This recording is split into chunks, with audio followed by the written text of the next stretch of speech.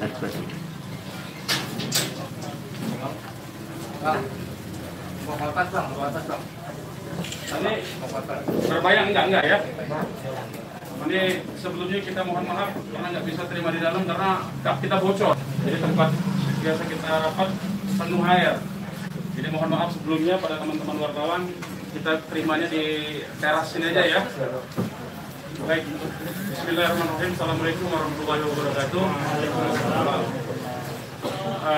Pertama-tama kami DPP FPI mengucapkan innalillahi wa inna ilaihi rajiun atas wafatnya, atas syahidnya 6 orang laskar kami yang sedang dalam tugas pengawalan kepada pimpinan kami yaitu Imam Besar Habib Rizik Syihab. Semoga ke-6 laskar tersebut diterima syahidnya.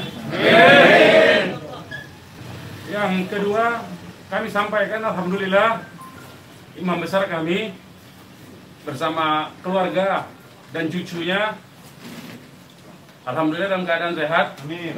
Ya. Dan saat ini sedang dalam pemulihan sebetulnya. Jadi saya di samping kanan saya perkenalkan dulu adalah Kiai Haji Sobri Lubis, adalah Ketua Umum DPP FPI.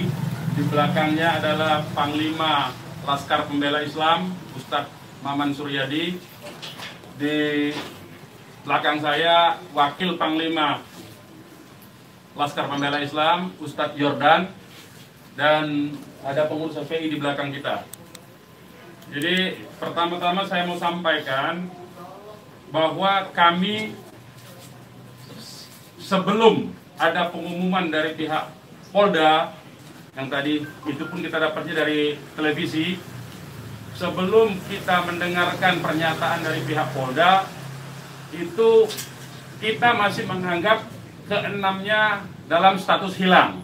Makanya pernyataan kita yang pertama keluar itu adalah pernyataan statusnya masih dalam keadaan hilang kita sebutkan. Karena itu pernyataan dibuat pagi hari ya, sebelum kita mendengar kabar bahwa ke-6-nya sudah syahid.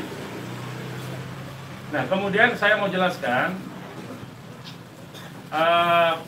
kronologi backgroundnya dulu, bahwa beberapa hari yang lalu ya, memang ada beberapa pengintai di Pondok Pesantren Habib Rizik, yaitu hari Jumat ya. Hari Jumat itu ada beberapa pengintai yang ditugaskan oleh institusi resmi negara. Ya, saya tidak mau sebut. Oleh institusi resmi negara yang ditugaskan mengintai 24 jam. Mereka menggunakan drone dan peralatan canggih lainnya. Dan kemudian ada komunikasi dari laskar yang menjaga Pondok Pesantren Habib Rizik di Megamendung itu dengan para pengintai. Karena kebetulan mereka terjebak dengan cara pengintaian mereka sendiri yang tidak profesional. Ada komunikasi antara laskar penjaga markas Syariah Megamendung dengan para pengintai. Ya. Ada 3 orang yang berhasil dikomunikasikan dan kita mendapatkan semua data-datanya. Ya, data-datanya kita dapatkan semua, identitasnya kita dapatkan semua, dan ternyata pengintaian itu bukan cuma terjadi di Megamendung, di lokasi Pondok Pesantren Habib Rizik, tetapi juga di Petamburan sini. Posisinya di sebelah sana, ya, posisi para pengintai. Ada foto-fotonya kita dapatkan. Kemudian juga di Sentul yang sempat dilakukan aksi demonstrasi. Artinya yang saya mau sampaikan di sini, Habib Rizik sejak kepulangannya memang diintai 24 jam. Ada 30 orang.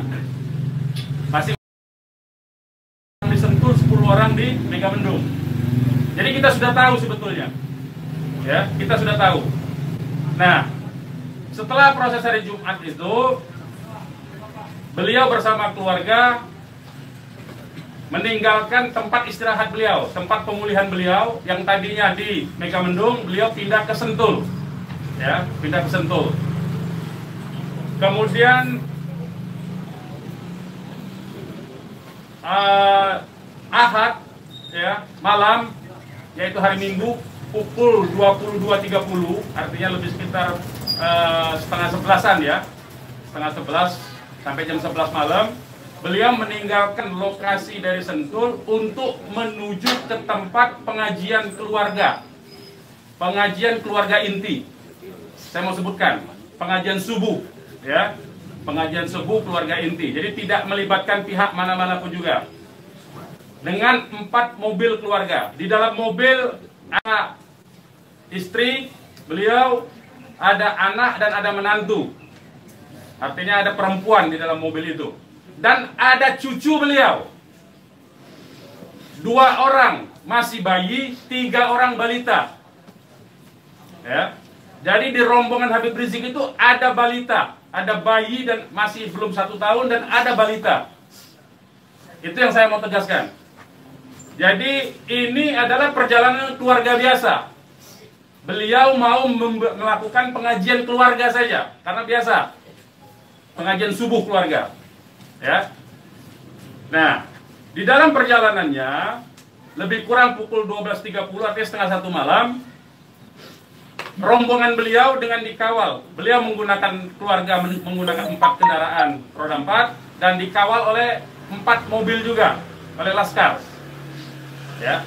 Nah, di dalam perjalanan ada orang yang menguntit sejak dari keluarnya beliau dari Sentul itu. Ya, terus dikuntit dan akhirnya para penguntit ini berusaha memotong, entah apa tujuannya. Kita sebut karena kita tidak tahu apakah dia petugas resmi atau bukan, karena dia tidak berseragam, ya. Harus disebut tidak berseragam. Ini orang-orang tidak berseragam. Berusaha memotong rombongan, ya, dan menyetop kendaraan.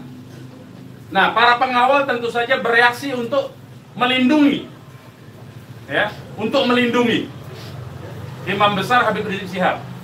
Itu reaksi normal, karena memang mereka bertugas untuk mengawal. Reaksi normal. Yang patut diberitahukan kepada teman-teman pers semua, bahwa fitnah besar kalau laskar kita disebut membawa senjata api dan tembak-menembak. Fitnah itu. Laskar kami tidak pernah dibekali dengan senjata api. Kami terbiasa tangan kosong. Kami bukan pengecut. Jadi fitnah. Dan ini fitnah luar biasa, pemutarbalikan fakta dengan menyebutkan bahwa laskar yang lebih dahulu menyerang dan melakukan penembakan. Kalau betul itu coba dicek senjata apinya, nomor register senjata apinya, pelurunya itu semua tercatat. Cek saja, silakan dicek. Pasti bukan punya kami, karena kami tidak punya akses terhadap senjata api dan tidak mungkin membeli dari pasar gelap. Ya, jadi bohong sama sekali. Apalagi di FPI, di kartu anggota FPI dan kartu anggota LPI disebutkan bahwa setiap anggota FPI dilarang membawa senjata tajam, senjata api, bahkan dan bahan peledak. Itu dilarang di kartu anggota kita punya. Ya. Nah, jadi upaya-upaya memfitnah, memutarbalikkan fakta hentikanlah. Ya. Hentikanlah. Nah, kemudian kejadiannya, ya. Kenapa kami menyatakan laskar kami dalam keadaan hilang? Karena memang kami belum tahu keberadaannya di mana. Itu membuktikan bahwa mereka dibunuh dan dibantai, saudara-saudara. Ya. Kalau sejak awal tembak menembak itu berarti dia tewasnya di tempat dong. Tewas di tempat pasti banyak. Semalam saya sendiri sampai jam 3 sudah ngecek dengan teman-teman yang di lapangan, tidak ada jenazah di situ, tidak ada keramaian di situ. Yang ada justru petugas aparat setempat yang ada di lokasi yang diperkirakan di sekitar pintu tol Karawang Timur. Ya, di tengah malam itu saya suruh cek. Begitu saya mendengar ada berita terjadi ada laskar kita yang ditembak, kita suruh cek ke pintu tol Karawang Timur. Ternyata tidak ada mobil laskar di situ. Mobil laskar tidak ada, jenazah tidak ada. Kalau itu memang tembak menembak dan tewas di tempat, itu pasti ada jenazah di situ. Pasti membutuhkan proses lama untuk evakuasi di situ. Tetapi ini tidak ada. Dan bahkan saudara-saudara perlu ketahui, teman-teman media, sempat salah satu laskar mengirimkan voice note rintihan dari salah satu laskar kita yang ditembak. Itu artinya apa? itu artinya laskar kami dibawa ke satu tempat dan dibantai di tempat itu. Dibantai di tempat lain. Itu artinya. Dan kemudian waktu kemudian setelah voice note terkirimkan, tidak ada lagi HP dari laskar 6 orang itu yang aktif kita hubungi. Kita sudah cari sampai pagi tadi, sampai siang tadi sebelum pengumuman dari pihak Polda, kita sudah cari kemana-mana, ke rumah sakit kita cari, ke kantor polisi kita cari, karena kita anggapnya itu orang hilang. Dan ternyata kemudian ada pengumuman bahwa seperti yang dinyatakan fitnah, yang menyatakan tembak menembak itu. Ya. Nah, jadi sekali lagi saya mau katakan tidak betul, ya, berdasarkan fakta-fakta dan kronologi yang saya sampaikan bahwa terjadi tembak menembak dan laskar memiliki senjata api itu tidak betul sama sekali. Itu fitnah besar terhadap kami, fitnah besar terhadap umat Islam. Kami anggap itu upaya memutarbalikkan fakta yang tidak pada tempatnya. Saudara-saudara harus diperhatikan, ini 6 orang ya, 6 orang wafat dibantai, keluarganya ada 1 di dalam, ya, ibunya ada 1 di dalam, ada 1 orang tuanya laki-laki sedang sholat di masjid, ya. Ini anak-anak kita tahu persis, anak-anak ini hanya bentuk kecintaannya mengawal pimpinan kami, imam besar, hanya bentuk pengabdian, tidak memiliki agenda apapun, tidak memiliki senjata api, tidak memiliki bahan peledak, dan segala macam bentuk senjata lainnya. Dari kami, saya kira itu. Ketua Umum silakan kalau ada yang mau menyampaikan. Silakan. Bang, ya, untuk pengecekan CCTV di lokasi sudah dipinta? Belum kita lakukan, karena kita ini masih sibuk sampai dengan siang tadi sebelum ada pengumuman dari pihak Polda, kita masih sibuk memastikan keberadaan 6 orang tersebut. Ya. Jadi kita belum mengecek kemanapun, kita masih menelusuri kemana-mana tempat dari kemungkinan-kemungkinan itu dibawa, yaitu apakah rumah sakit, karena kita mendengar ada voice note yang tertembak, kan, rintihan dari salah satu korban yang ditembak, masih sempat didengarkan oleh laskar yang tetap mengawal, ya. Dan kita belum mengetahui itu, sampai hari ini, bahkan sampai detik ini, kita belum mendapatkan akses terhadap jenazah. Itu yang patut dicatat. Kita tahu bahwa mereka 6 orang laskar ini yang syahid ini adalah wafat, baru tahu dari pengumuman, ya, dari pihak kepolisian. Jadi itu yang perlu saya sampaikan. Tapi posisi 6 ini di mana sekarang Bang, udah diketahui? Sampai hari ini saya belum tahu. Kita belum mendapatkan informasi. Ini menunjukkan bahwa bukti konkret bahwa jenazah ini dalam kontrol dan kendali penuh, artinya kan. Kalau memang itu tembak-menembak biasa, tentu itu ada di masyarakat lain. Tentu masyarakat sudah sibuk, sudah ramai di situ. Ini sampai sekarang ini kami tidak mendapatkan akses di mana keberadaan jenazahnya, ya, kondisi lukanya di mana tembak-menembak, berapa lubang pelurunya, kami tidak tahu. Hanya satu-satunya sumber informasi, baru bahwa dinyatakan bahwa tewas. Ya. Bang, untuk yang 4 orang Bang, penjelasan yang Bapak bilang tadi yang terkait di tol Japek itu berarti Bapak melihat sendiri bahwa tidak sempat terlihat adanya mayat dalam. Saya tidak melihat sendiri, tapi kita tugaskan ada laskar kita untuk ngecek mulai dari pukul 1:30 ya sampai pukul 3 sampai menjelang subuh kita cek. Gitu. Tidak ada di situ peristiwa tembak. Terima kasih, siapkan masuk.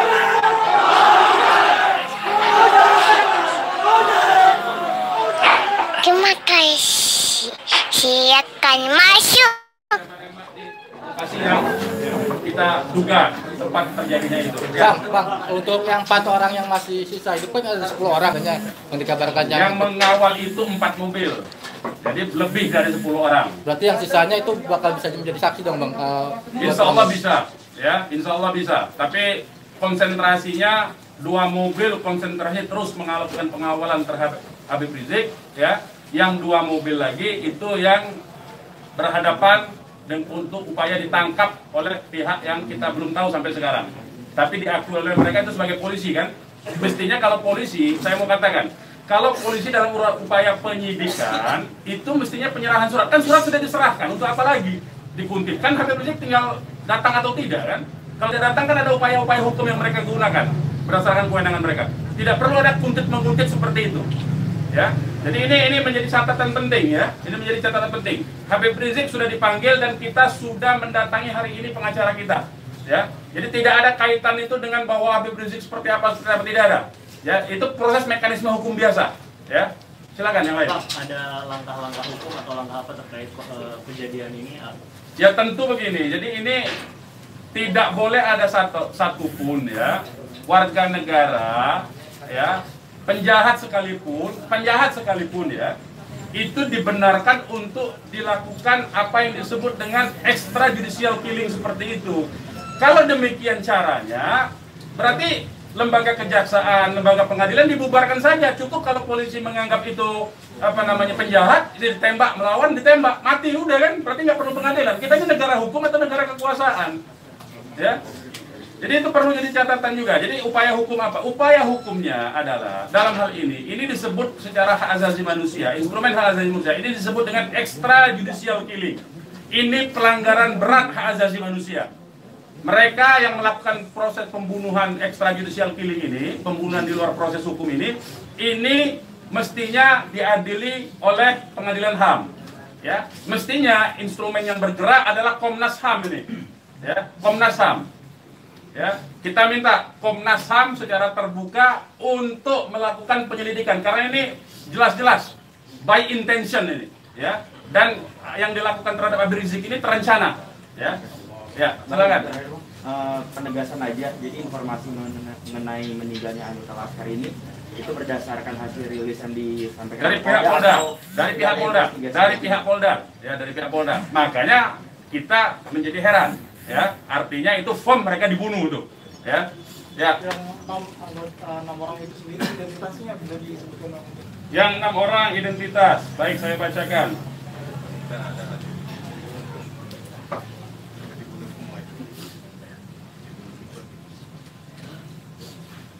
Saya bacakan nama-nama laskarnya ya. 1 Faiz, ini nama panggilan, kita belum cek nama aslinya ya. Ini baru nama panggilan dari teman-temannya yang mengabarkan.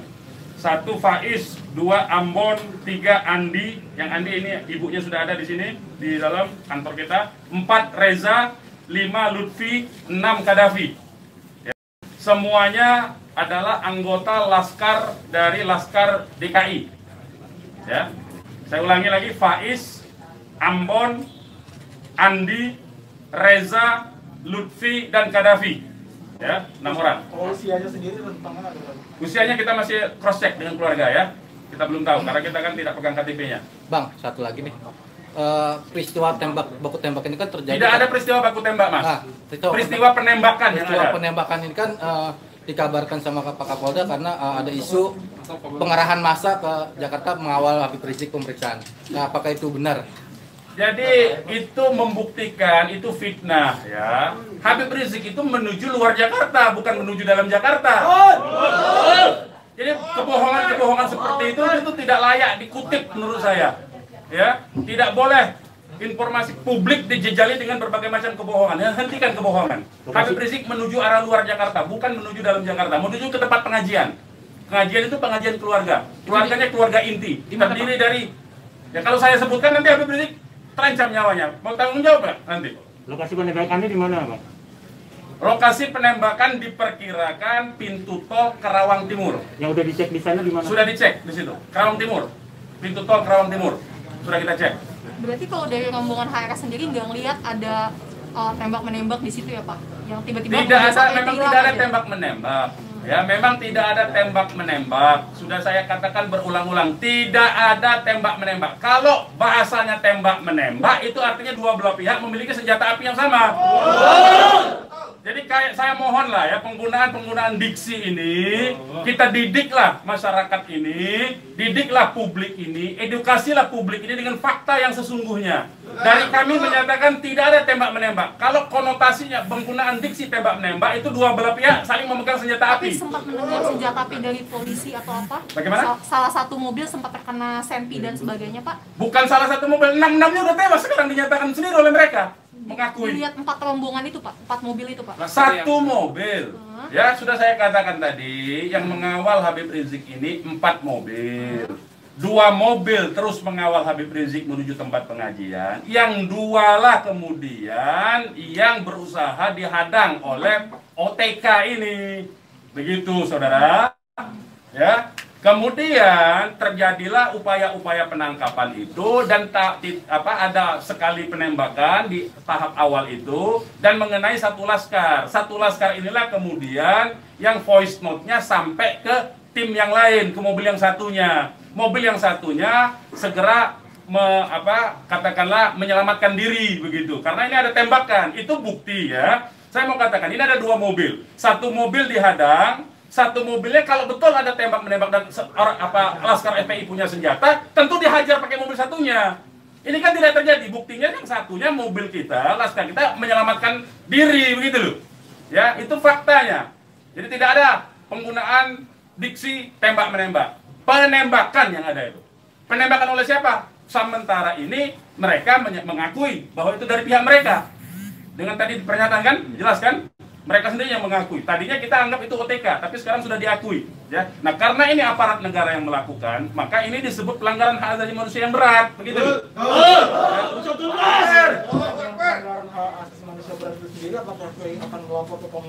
Oh iya, kita akan berupaya tentu saja. Ya, kita akan menggunakan seluruh mekanisme hukum untuk melaporkan peristiwa ini. Ini tidak boleh didiamkan. Sebab bisa saja nanti Anda semua akan ditembak nanti kalau kritis. Ya, karena Anda wartawan tentu saja menyuarakan yang kritis. Kalau Anda tidak disenangi kritik Anda, nanti Anda akan menjadi sasaran. Semua warga negara Indonesia akan diperlakukan sewenang-wenang seperti ini. Ini tidak boleh dibiarkan. Ya, kami masih bersabar dengan menggunakan upaya mekanisme hukum. Ya, yaitu akan berupaya melaporkan ini ke Komnas HAM. Karena ini kita sebut pelanggaran HAM berat. Ya. Ada upaya dari FPI untuk mengkonfirmasi soal identitas 6 orang itu nggak Pak? Enggak, nanti kita keluarganya tentu ini sekarang aja sudah ada 3 keluarga ya. Insya Allah dari keluarga nama-namanya identitasnya akan kita dapatkan dalam waktu segera dan akan kita keluarkan identitas keluarga masing-masing termasuk umur, alamatnya ya. Sudah ada yang dihubungi pihak Polda terkait 6 jenazah itu? Belum ada. Ini kita tidak punya akses informasi ya. Pak, untuk jenazah sendiri ada di mana ya Pak? Karena kan di Polri sendiri tadi belum ada jenazah ke-6 orang. Nah itu tanya ke mereka yang nembak, mereka yang mengendalikan jenazah, kenapa tanya kita? Tanyanya mereka itu. Itu bukti mereka menguasai itu jenazah, ya. Dan dalam kewajiban seorang Muslim itu jenazah harus segera diserahkan kepada keluarga, ya. Jangan dilama-lamakan. Dan keluarga menolak otopsi, tidak dibenarkan otopsi tanpa izin dari keluarga. Terkait dengan kejadian ini sendiri, responnya Habib Rizik itu apa?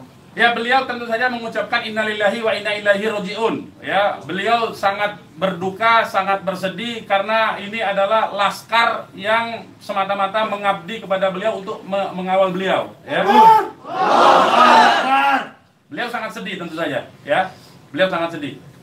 Balik lagi ke orang yang mengintai itu Pak, bagaimana FPI memastikan 30 orang itu benar adalah pengintai yang berasal dari lembaga negara, termasuk yang 3 orang di Megamendung? Ya, kita punya pengakuannya, kita punya data-data laporan mereka ya kepada atasan mereka, kita punya sampai sekarang ini.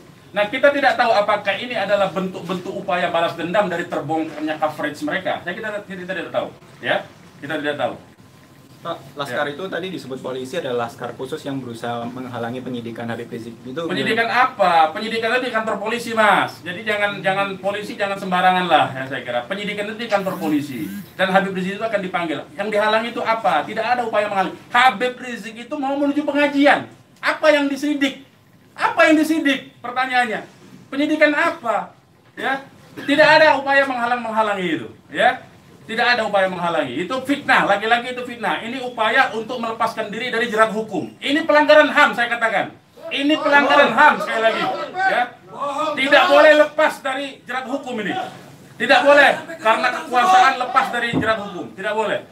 Tidak ada upaya menghalang-halangi itu. Karena Habib Rizik jelas mekanisme hukumnya. Ya, tinggal dipanggil, tinggal di keterangan saja. Ya, silakan yang lain. Masih ada? Bang. Ya. Bang, ini barusan IPW merilis tentang kasus ini. Siapa? IPW, Indonesian Police Police Watch. Watch. Jadi Okay. IPW mendesak untuk Jokowi mencopot Kapolri sama membentuk tim pencari fakta bahwa ada pelanggaran di sini. Apakah teman-teman FPI akan menggandeng IPW juga untuk membentuk tim fakta? Ya, kalau IPW kan LSM memang dia selama ini berfungsi untuk menjadi pengawas polisi kan, namanya Police Watch kan. Ya, saya setuju, tentu saja terima kasih atas dukungan dari IPW untuk supaya kasus ini dibentuk tim independen. Saya setuju. Tim independen itu tentu saja menurut saya harus dipimpin oleh Komnas HAM karena kewenangan itu ada di Komnas HAM ya. Baik, yang lain. Ada rencana untuk melapor ke Propam juga mungkin, Bang? Ya, jeruk makan jeruk nantinya, Mas. Ya, jeruk makan jeruk. Nah, ya. Nanti ini yang jelas ini saya katakan ini ada unsur dugaan kuat pelanggaran hak asasi manusia yang berat. Ya. Karena dia pelanggaran hak asasi manusia yang berat, maka kewenangan itu ada di Komnas. Ya, bukan lagi di Propam. Kalau Propam itu sekedar profesi saja, ya. Oke, yang lain kalau tidak ada kita ini Bang. Ya, ini mungkin insyaallah taala kita akan masukkan juga untuk bisa membuat tim pencari fakta dari DPR dan seluruh instansi yang terkait agar supaya tim independen bisa segera dilaksanakan, bisa terlaksana dengan yang berwibawa, dengan banyak instansi sehingga kita bisa melihat meminimalisir celah-celah kebohongan ya.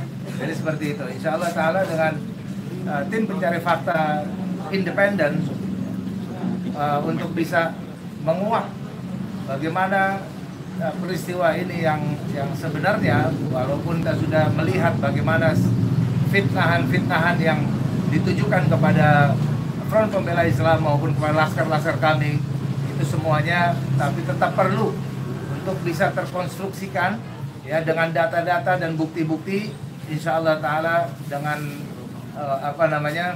keterbukaan dan juga dengan rasa keadilan, insya Allah taala.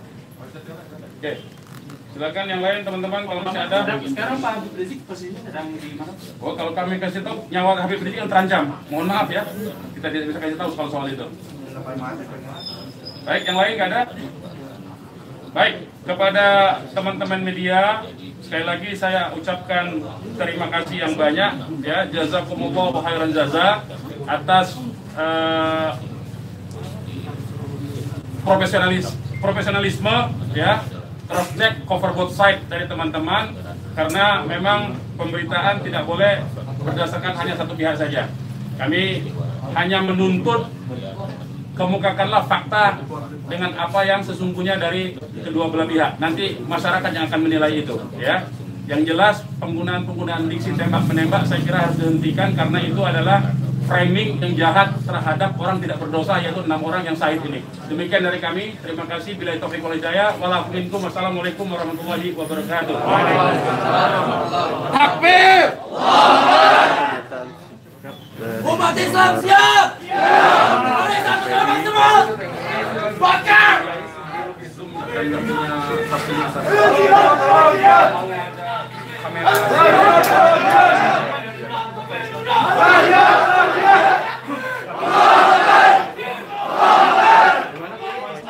Menerima Bapak saya belum pegang, tapi itu keterangan dari komandan timnya.